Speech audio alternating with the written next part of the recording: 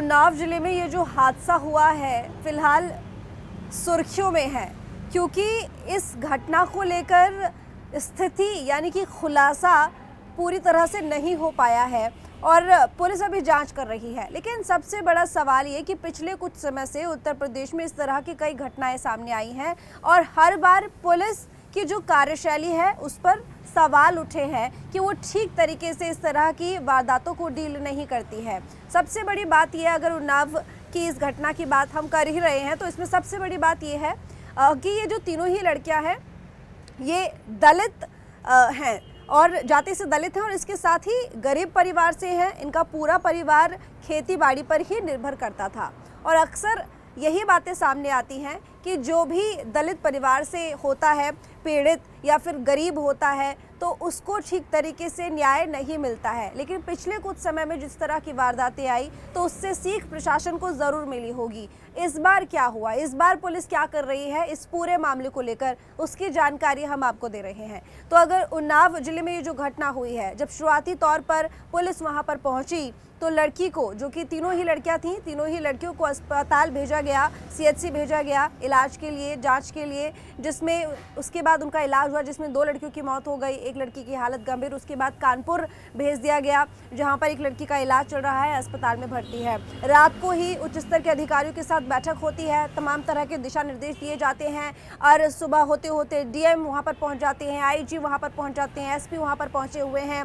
DGP खुद इस पूरे मामले को लेकर निगरानी रखे हुए हैं। उन्होंने विस्तृत रिपोर्ट की जांच की मांग की है, विस्तृत रिपोर्ट की मांग की है कि विस्तृत रिपोर्ट बने इस पूरे मामले को लेकर, वो उनको भिजवाई जाए। मुख्यमंत्री योगी आदित्यनाथ तक हर जानकारी पहुंचाई जा रही है। जिस तरीके से पिछली बार हाथरस में देखा गया था कि ये कहा गया था कि परिवार को किसी से मिलने नहीं दिया जा रहा है, पूरा जो क्षेत्र था, घटना स्थल था, वो पूरा छावनी में तब्दील हो गया था। जिस तरीके से लड़की थी जिसके साथ रेप हुआ था, उस पीड़िता का आनन फानन में अंतिम संस्कार करा दिया गया था। तो कई तरह के सवाल हाथरस के मामले में उठे थे। उसके बाद अब अगर उन्नाव की बात करें तो यहाँ पर पुलिस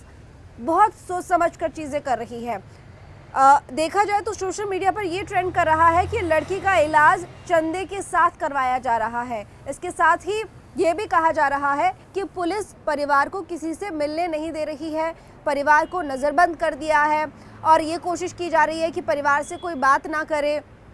क्योंकि इस तरह की भी बात सामने आई थी कि परिवार पहले किसी का नाम ले रहा था, लेकिन उसके बाद पुलिस ने जब उन्हें समझाया बुझाया तो परिवार ने वो बातें बोलनी बंद कर दी। कुछ इस तरह की अफवाहें, इस तरह की बातें सामने आई। लेकिन सबसे बड़ी बात ये कि इस पूरे मामले को लेकर जिस तरीके से ये बात कही जा रही थी कि जो पुलिस थी उसने नज़रबंद किया हुआ है परिवार को, क्योंकि भारी संख्या में पुलिस बल तैनात है फिलहाल उन्नाव जिले के इस बबुराहा गाँव में, और ऐसे में ये कहना गलत नहीं होगा, एक तरीके से छावनी बना दिया है ताकि कुछ भी इस तरह का चीज़ें वहाँ पर ना हो जाए, इस तरह की स्थिति वहाँ पर ना पैदा हो जाए जो कि काबू में ना की जा सके। ऐसे में पुलिस ने खुद सोशल मीडिया पर खंडन कर दिया इस बात का कि परिवार को नज़रबंद नहीं किया गया है, मिलने की सभी से इजाज़त है, लेकिन पुलिस की अपनी कार्रवाई चल रही है। तो पुलिस पूरी तरह से चौकन्नी है, सतर्क है और जिस तरीके से तमाम बिंदु हैं हर एंगल पर जांच की जा रही है। लेकिन यहाँ पर सवाल ये उठते हैं कि जब तीसरी लड़की की हालत इतनी गंभीर है, उसको एक अच्छे इलाज की ज़रूरत है,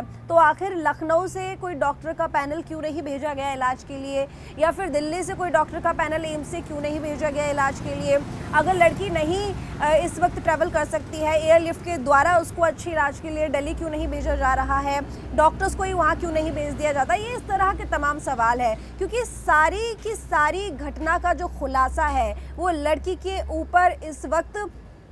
कह सकते हैं कि आश्रित है। क्योंकि अगर लड़की ठीक हो गई या उसको होश आ गया, वो जो भी बयान देगी उससे इस बात का खुलासा होगा, ये जानकारी मिलेगी कि आखिर उन तीनों लड़कियों के साथ हुआ क्या था, किस वजह से वो इस स्थिति में पहुंच गई, किस वजह से आखिर उनके मुंह से झाग निकल रहे थे, क्या वाकई में उनके हाथ पैर बंधे हुए थे, कौन इस वारदात के पीछे था। तो ऐसे में पुलिस के लिए ये बहुत ज़रूरी हो जाता है कि वो जो तीसरी लड़की जो अस्पताल में भर्ती है वो ठीक हो जाए। लेकिन कहीं ना कहीं लापरवाही के आरोप एक बार फिर से प्रशासन के ऊपर लग रहे हैं और वहीं दूसरी तरफ सियासत भी तेज हो गई है। प्रियंका गांधी की बात करें जो कि कांग्रेस महासचिव है, उन्होंने भी ट्वीट करते हुए कहा कि गुंडा राज है उत्तर प्रदेश में। एक बार फिर से एक यहाँ पर बेहद